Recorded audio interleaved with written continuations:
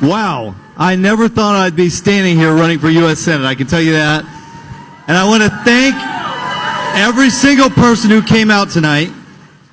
And I want to especially thank Paul Perez and the Border Patrol Council for their endorsement. Thank you guys, I so appreciate you. My father was in the military as an Air Force pilot, so when you guys stand behind me, I feel like I'm back in the old days where I've got people that cared about the country, that fought for the country, and that were willing to sacrifice for the country. So give these guys a round of applause.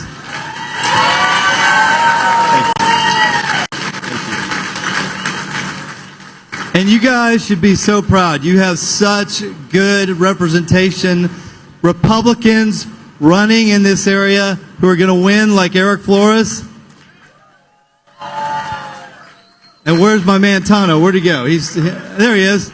These guys are not only going to provide leadership for your area, but they are going to provide it for the state of Texas into the future, and they are also going to be leaders for this country. So God bless you guys. We're going to go win this together.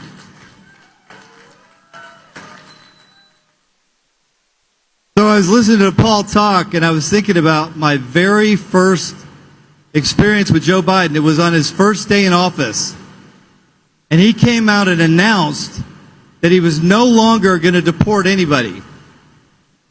So what did I do? I sued him on day 3, and I got an injunction on day 6. And 4 years later, I'd filed 107 lawsuits, 17 or 18 of them on immigration, winning about 80% of those cases.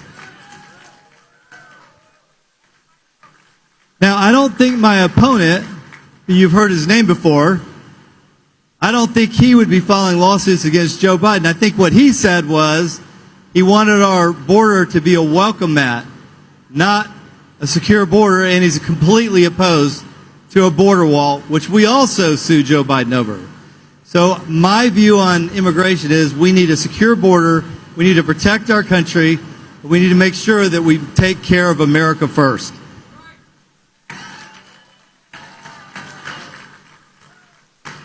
So what are the differences between me and my opponent? I'm sure you know some of them. One of them is family. Actually, let me talk about faith first. Faith. Did you guys hear what he recently said about Christianity? He said that I'm a Christian, but I hate Christianity. I want you to think about that. Does it make any sense at all? I'm a Christian, but I hate Christianity. He also said that God is non-binary. Does anybody know what that means?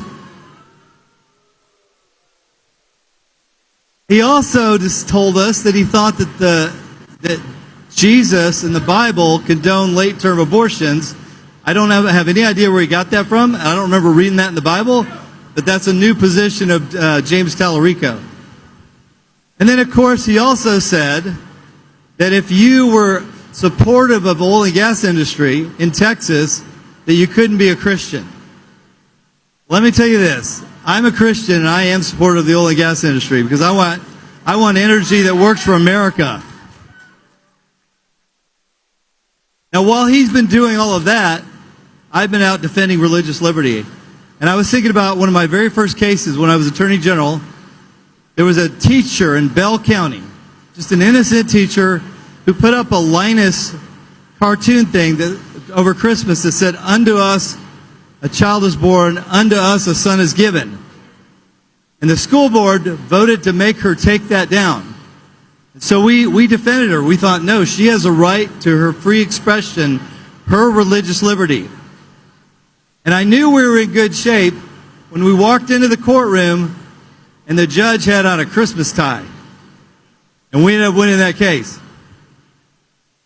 So let me talk about family, another thing that we're all about. Something that we in this area, in this state, we care about. James Tallarico has fought to transition children. As a matter of fact, when he was asked, what do you think about when you're not thinking about your family, he said, I think about trans kids. Very strange answer. He's also supported men and women's sports. And while he's been doing that, I've been fighting just the opposite. We've sued the NCAA over men and women's sports. We fought. I put out an opinion saying that transing children when they're that young is child abuse, and it's wrong, and it's a violation of state law. And while he was defending it, I was suing and investigating hospitals, and I just got an agreement with Texas Children's Hospital to open up a detransitioning unit for children and to provide those services for 5 years for free.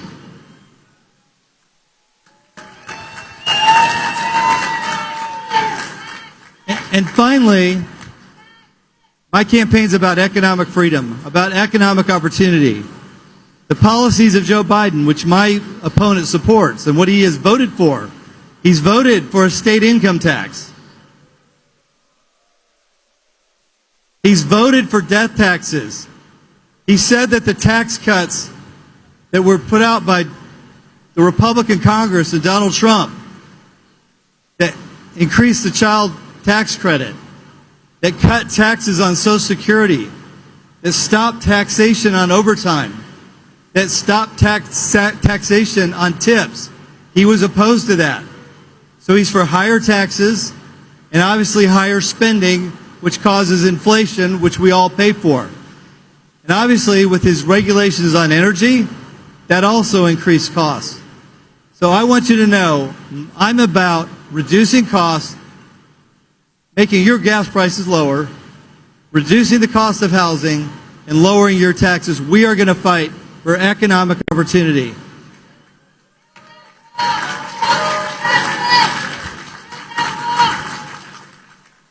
So I believe that God gives us all an opportunity in life to make a difference. And I think as Texans, and particularly in this area, with Hispanics moving more Republican, we have the opportunity with this group of people to not only defend Texas values and not only provide more opportunity for ourselves, but for our children and our grandchildren. And it's all up to you. I'm going to be out doing my part for the next 3.5 months, I promise. But I need you to do your part. I need you to make sure these guys get elected. I need you to make sure they get elected. And I need you to make sure we hold the U.S. Senate, because if we don't hold Texas, it's very unlikely we're going to hold the U.S. Senate, and it's going to open up the door to all kinds of bad stuff. And I can guarantee you, James Tallarico isn't going to be listening to you. He's going to be listening to Chuck Schumer. And so I want you to think about this. We've been around for 250 years. In Texas, if you look at the map, is the key for us being around another 250 years. So let's do what we have to do in the next 3.5 months to make sure that Texas is strong and that we have another 250 years for this country. God bless you, and thank you for being here.